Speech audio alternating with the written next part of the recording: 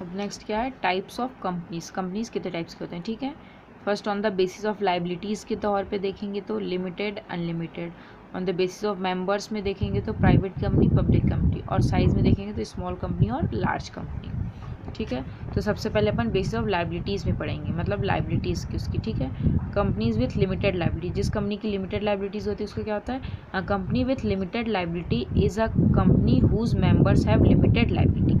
Limited liability company कौन होगी, जिसके मेंबर्स की लाइबिलिटीज लिमिटेड होती है। Such companies are of 2 types, और ऐसी कंपनी किसके 2 टाइप्स के होते हैं, ठीक है। जिसके मेंबर्स की लाइबिलिटी लिमिटेड है, समझो वो कंपनी भी लिमिटेड है, ठीक है। Companies limited by shares, companies की जो लाइबिलिटी शेयर से लिमिटेड होगी वो कैसे होगी, in case of companies limited by shares as per the article of association. Article of association वो होता है जिसमें सारे कंपनी के जितने जो भी अपने क्या रहते हैं, जो भी कंपनी से रिलेटेड जो भी वो डिसीजंस रहते हैं, डॉक्यूमेंट्स रहते हैं, जो मेन आइटम्स रहते हैं, ठीक है, कि कंपनी किस चीज़ का है, क्या चीज़ है, कहाँ लोकेट है, हर चीज़ के बारे में जो लिखा रहता है वो किस में लिखा रहता है, आर्टिकल ऑफ एसोसिएशन में लिखा रहता है, ठीक है। मतलब सारी जानकारी कंपनी की जो मेन आर्टिकल, सब जानकारी जो है वो सब मेन जो है वो आर्टिकल ऑफ एसोसिएशन में लिखा जाता है, ठीक है। The share holder have liability limited to the amount unpaid on the shares held by them. For example, if the face value of the share is 100 and his shareholders already paid 70 per share, then his liability is only pay 30 when, देखो limited by shares क्या बोल रहा है, मतलब जो भी share holder है उसको जितने शेयर्स मिले हैं वो सिर्फ उतने ही शेयर्स के लिए लायबल है, उससे ज़्यादा का उसको शेयर्स नहीं देना है। इसमें जैसे बोल रहा है 100 शेयर, जैसे उसका शेयर उसने खरीदा जिसकी वैल्यू कितनी 100 है, और उस शेयर होल्डर ने अभी तक सिर्फ 70 पर शेयर ही दिया है, बस 70 रुपये दिए हैं, 30 रुपये नहीं दिए हैं। तो वो किसके लिए, तो वो शेयर होल्डर किस चीज़ के लिए लायबल है, वो सिर्फ ये 30 रुपये देने के लिए लायबल है, ठीक है, उससे ज़्यादा वो बिल्कुल भी नहीं देगा। ये होती है लिमिटेड बाय शेयर। अब limited by guarantee, company limited by guarantee में क्या होगा, the member of such company undertake a guarantee to pay a certain amount of money in case of its winding. अब इसमें क्या बोल रहा है, जैसे कंपनी आपकी बंद होने वाली है और आपको ये पता चल रहा है कि आपके कंपनी के पास कुछ पैसे कम हैं, तो अब इसमें कोई मेंबर क्या करेगा, अब वो उसके पास ज़्यादा पैसे होंगे या फिर जो भी हो, तो वो क्या बोलेगा, चलो ठीक है मैं इतना लाइबिलिटी पे करने की मैं गारंटी लेता हूँ। वो शेयर होल्डर बोलेगा कि ये कंपनी नहीं पे कर पा रही तो चलो इसकी जगह मैं पे करूँगा। तो वो खुद बोल रहा है, वो शेयर होल्डर खुद पे करना चाहता है वाइंडिंग अप के टाइम, ठीक है। तो इसको क्या बोलेंगे, limited by a guarantee. As long as they are member or within 1 year or leaving membership, such companies can be with or without share capital. These are not for earning profit but are form for social welfare. तो ये किस तरीके का है, ये profit तो उसको कुछ मिलेगा नहीं, बस ये सोशल वेलफेयर की तरह ये के काम करेंगे, ठीक है। जो पार्टनर्स खुद बोलेंगे कि मैं वो चीज़ पे करूँगा, तो ये गारंटी हो गया। फिर नेक्स्ट है कंपनीज विथ अनलिमिटेड लाइबिलिटी, ठीक है। लिमिटेड का समझ में आया। अब ये है अनलिमिटेड लाइबिलिटीज़ में क्या होगा, the companies register without limiting the liability of a member. वो कंपनी जो अपने मेंबर्स की जो लाइबिलिटी है उसको रजिस्टर नहीं कराते हैं, ठीक है। बस उन्होंने बना दिया ये मेंबर है, बस उसमें उन्होंने डिफाइन नहीं किया कि इसके कितना तक का अगर लाइबिलिटी कोई आई तो ये कितने तक का पे करने के लिए लायबल है, उसके बारे में कुछ भी जानकारी नहीं दी है। उनकी लाइबिलिटी उन्होंने रजिस्टर ही नहीं कराई है, तो अपन ये मान के चलेंगे कि वो कंपनीज़ की जो लाइबिलिटी है वो अनलिमिटेड लाइबिलिटी है। मतलब अगर कंपनी बंद होने पे आई और कुछ कम पड़ गया तो जो मेंबर जो हैं वो अपने पर्सनल चीज़ों को दे के उस कंपनी की जो भी कर्ज हैं उसको चुकाएंगे, इसका मतलब ये होता है, ठीक है। The companies register without limiting the liability of member are called companies with unlimited liabilities, ठीक है। If these companies suffer losses, अगर ऐसी कंपनीज को लॉसेस होते हैं तो assets of the company are not sufficient. इन कंपनियों को लॉस हो गया और जो कंपनी के पास जो एसेट्स है वो कम पड़ रहे हैं, तो वो क्या करेंगे, the personal assets of the member, जो मेंबर्स हैं उनके पर्सनल एसेट्स को भी पे करने के लिए यूज़ किया जाएगा कंपनी की लाइबिलिटी को, ठीक है। In other words liability of member of such companies like liabilities of the partnership business organisation, बिल्कुल पार्टनरशिप की तरह होता है, समझ में आया। लिमिटेड में क्या फ़ायदा है कि पार्टनर्स जो भी मेंबर्स होंगे, पार्टनर्स नहीं बोलेंगे कंपनी में, मेंबर्स बोलेंगे, ठीक है। जो भी मेंबर्स होंगे उनको अपनी घर की मतलब एसेट्स, उनको अपने पर्सनल एसेट्स नहीं देने पड़ेंगे। लिमिटेड में ये होता है। अनलिमिटेड में क्या होता है, अगर लॉस हुआ कंपनी को और कम पड़ रहे हैं जो भी चीज़ें, तो उसको अपने पर्सनल एसेट्स भी चुकाने पड़ेंगे, ठीक है। अब on the basis of members के बेसिस में देखेंगे तो प्राइवेट कंपनीज एक्ट डिवाइड किया गया टू उसमें, ठीक है, टू उसमें डिवाइड किया। फर्स्ट है प्राइवेट और नेक्स्ट है पब्लिक। प्राइवेट पे क्या होता है, अ private company is of two types. अब इसमें प्राइवेट कंपनी भी कितने टाइप्स के होते हैं, टू टाइप्स के होते हैं। एक तो जनरल प्राइवेट कंपनी होता है और एक 1% कंपनी होता है, ठीक है। जनरल प्राइवेट कंपनी में क्या होता है, according to section 268 of the Companies Act 2013, a private company is one which restrict the right of the members to transfer their share। अब इसमें क्या बोल रहा है, वो कंपनी जो अपने मेंबर्स के राइट को रिस्ट्रिक्ट करती है, मतलब रोक के रखती है कि वो अपने शेयर्स को ट्रांसफ़र नहीं कर सकते, पाबंदी रहती है उन पर, ठीक है। और नेक्स्ट है limit the number of members for minimum 2 to maximum. अब इनके नंबर्स भी बिल्कुल लिमिटेड होते हैं, 2 से कम और 50 से ज़्यादा बिल्कुल भी नहीं रख सकते अपने शेयर होल्डर्स को, ठीक है। Prohibits any invitation to the public, और ये सब क्या करते हैं, ये किसी बाहर के पब्लिक को इन्विटेशन नहीं देते कि आप हमारे कंपनी में आके आप मेंबर बनो, ये बिल्कुल इनवाइट नहीं करते, ठीक है। ये होता है जनरल प्राइवेट कंपनी, ठीक है, जो क्या बोला, जो बिल्कुल भी शेयर ट्रांसफ़र नहीं कर सकता, मिनिमम 2 और मैक्सिमम 50 मेंबर्स होने चाहिए। और ये कंपनीज क्या करती है, पब्लिक के लिए शेयर सब्सक्राइब करने के लिए इनवाइट नहीं करती है, ठीक है, बाहर के लोगों को अपनी कंपनी में मेंबर्स नहीं बनाते हैं। It is necessary for private company to use private limited with its name, और जो भी प्राइवेट कंपनी होती है उसको अपने कंपनी के नाम के पीछे प्राइवेट लिमिटेड लगाना ज़रूरी होता है। आप खुद देखना, कहीं भी कंपनी जाओगे तो कहीं पे लिमिटेड बस लिखा रहेगा और प्राइवेट लिमिटेड लिखा रहेगा, ठीक है। तो जो जिसमें प्राइवेट लिमिटेड लिखा रहेगा मतलब वो प्राइवेट कंपनी, और limited mean simple public company, ठीक है। अब 1% कंपनी क्या होता है, according to section 268 of a companies act 2013, a private company can also be incorporated as a 1% private company. अगर कोई पर्सन चाहता है कि वो कंपनी खोले तो कोई एक पर्सन भी इनकॉर्पोरेशन मतलब कोर्ट्स ऑर्डर लेके रजिस्टर करा के अपना एक सिंगल आदमी भी प्राइवेट कंपनी खोल सकता है, ठीक है। ये 1% प्राइवेट कंपनी है, ठीक है, समझ में आया। अब नेक्स्ट क्या आएगा, पब्लिक कंपनी क्या होती है। A public company has not been defined specially is companies act 2013। Public company को कंपनीज एक्ट 2013 में डिफाइन नहीं किया गया है। According to section 271 of the company of the act, public company means company which is not a private company. अब इसमें अपन ये नहीं बोल सकते कि पब्लिक कंपनी वो है जो गवर्नमेंट चलाती है, ठीक है, अपन, क्योंकि इसमें कहीं लिखा है कि वो गवर्नमेंट चला रही है। पब्लिक कंपनी वो कंपनी होती है जो प्राइवेट कंपनी नहीं होती, बस इसमें इतना ही समझाया गया, वो पब्लिक कंपनी जो प्राइवेट कंपनी नहीं है।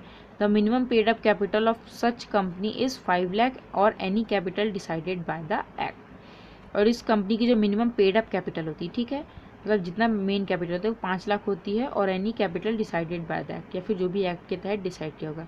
ध्यान रखना, पब्लिक कंपनी बोल रहा है तो गवर्नमेंट कंपनी ही नहीं बोल रहा है, वो कंपनी जो प्राइवेट नहीं है उसको पब्लिक कंपनी बोला जाता है। इसको पब्लिक कंपनी क्यों बोला जाता है, क्योंकि ये बाहर के लोगों को इनवाइट करते हैं कि आओ हमारी कंपनी में आप पैसा लगाओ, शेयर बनो, शेयर होल्डर्स बनो, इसलिए इनको पब्लिक बोला जाता है, क्योंकि पब्लिक को ऑफर्स करती है, ठीक है। और प्राइवेट में ऐसा वो नहीं करते, ठीक है, ध्यान रखना। It is necessary to have at least 7 member, और पब्लिक कंपनी में एटलीस्ट कम से कम 7 मेंबर्स होने चाहिए, ठीक है, एटलीस्ट 7, उसके बाद अनलिमिटेड रखो, मैक्सिमम की कोई लिमिट नहीं है, कम से कम 7 और मैक्सिमम कोई लिमिट नहीं है, ठीक है। It is necessary for such company to use limited और लिमिटेड।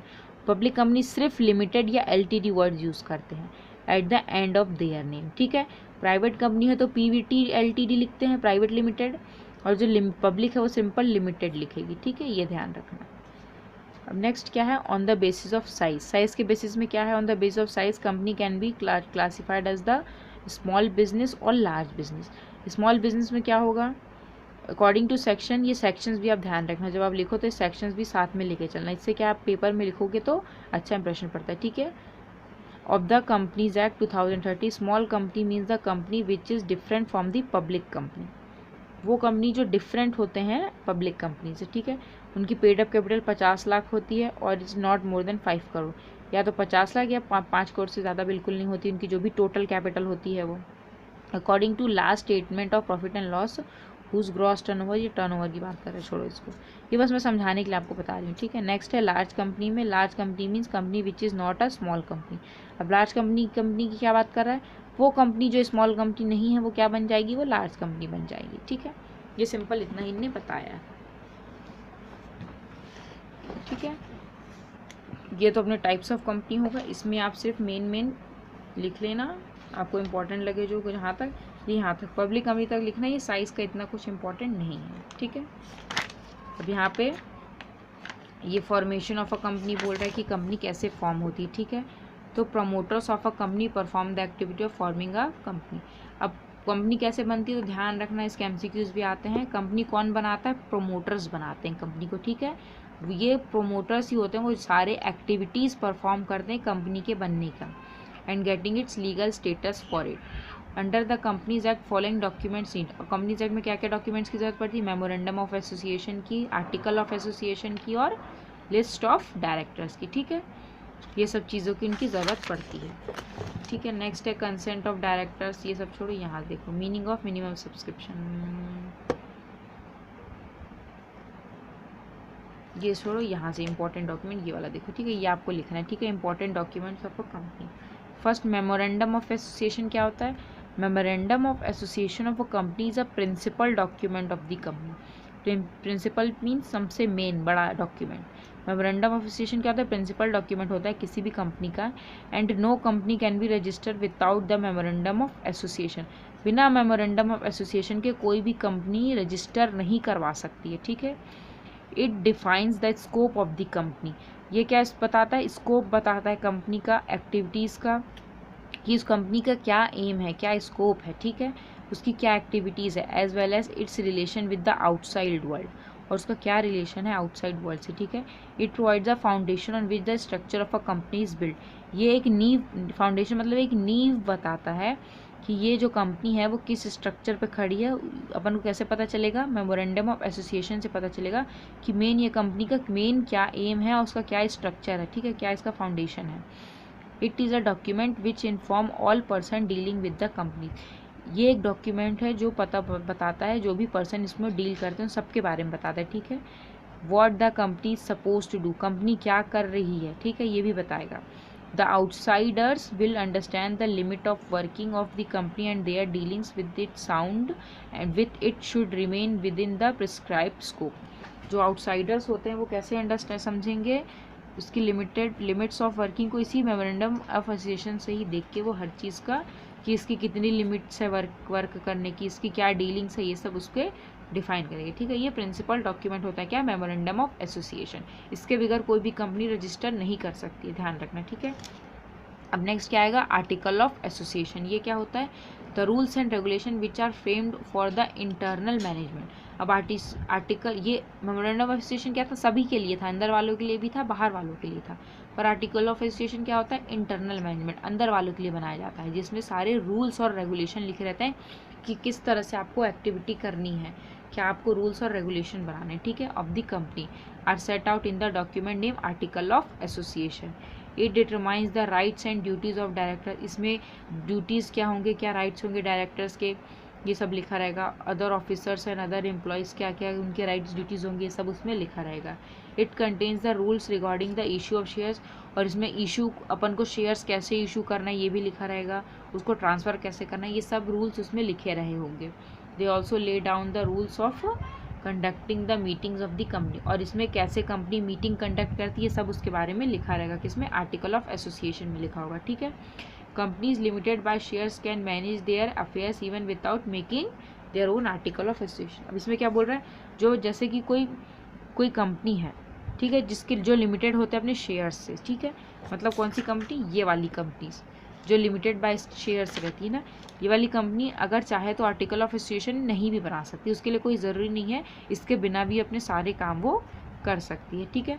पर अगर वो ये आर्टिकल ऑफ एसोसिएशन नहीं बना रही है तो उसकी जगह उनको क्या अडॉप्ट करना पड़ेगा, टेबल FGHIJ, एक रूल्स होता है, ये टेबल जो बोल रहा है इसमें भी कुछ रूल्स होते हैं, उनको ये अडॉप्ट करके चलना पड़ेगा, ठीक है, जिसको फर्स्ट शेड्यूल कंपनीज एक्ट 2013 में बनाया था। अगर जिसके पास आर्टिकल ऑफ एसोसिएशन नहीं है, और वो भी कौन सी कंपनी होनी चाहिए, लिमिटेड बाय इट्स शेयर्स, ऐसी कंपनी को कौन से रूल्स चलाने पड़ेंगे फिर, टेबल FGHIJ के, ठीक है। अब प्रोस्पेक्टस क्या होता है, ठीक है। अब what is prospectus, after incorporation a public company which wants to raise capital invite general public to subscribe to its shares अब प्रोस्पेक्टस क्या होता है, जो भी कंपनी जो रजिस्टर हो गई, ठीक है, जो रजिस्टर हो गई वो कंपनी अब क्या करेगी, अपने कैपिटल को वो बढ़ाएगी। अब ऐसा तो नहीं है कि जितना से उसने शुरू किया था बस उतने में ही काम करती रहे, तो फिर कंपनी बड़ी कैसे होगी, उतनी की उतनी ही रहेगी ना। तो जब उसको अपनी कैपिटल रेस करनी पड़ती है, अपना क्षमता बढ़ाना है, अपना कैपिटल बढ़ाना है, तो वो क्या करेगा, जनरल लोगों के लिए, पब्लिक के लिए वो शेयर्स मतलब इनवाइट करेगी उनको कि आप हमारे कंपनी के शेयर्स आप खरीदो। तो a document containing detail information about the company and invitation of the public. अब वो डॉक्यूमेंट जिसमें पूरे कंपनी के बारे में इंफॉर्मेशन होता है और इनविटेशन का भी इंफॉर्मेशन होता है कि पब्लिक को आपको इनवाइट करना है सब्सक्रिप्शन के लिए, ताकि आपके शेयर्स आके वो सब्सक्राइब करें। और डिबेंचर्स इस सबको क्या होता है, उसको अपन क्या बोलते हैं, प्रोस्पेक्टस। प्रोस्पेक्टस क्या है, is the document which contain detail information about the company and an invitation to the public for subscribing the share capital and debentures is called prospectus। जैसे आप शादी का कार्ड ही देखना, वो भी एक इनविटेशन कार्ड होता है जिसमें पूरे दुल्हा दुल्हन के परिवार के बारे में हर चीज़ पूरी डिटेल लिखी रहती है। उसके बाद फिर वो इनविटेशन भी बोलते हैं कि आपको आना है, इतने समय आना है, यहाँ आना है। तो बिल्कुल सेम उसी तरह से प्रोस्पेक्टस होता है, पूरे कंपनी के बारे में हर चीज़ लिखा रहेगा उस डॉक्यूमेंट में, प्लस उसमें इनविटेशन भी रहेगा कि आओ आप हमारे कंपनी के शेयर्स आप लेके जाओ। तो उसको अपन क्या बोलेंगे, प्रोस्पेक्टस बोलेंगे, ठीक है। A prospectus is issued by a public company and not a private company. और ध्यान रखना है जो प्रोस्पेक्टस है वो सिर्फ पब्लिक कंपनी ही इशू करती है, प्राइवेट कंपनी इशू नहीं करती है, ठीक है। इसका मेन यहाँ तक समझ में आया।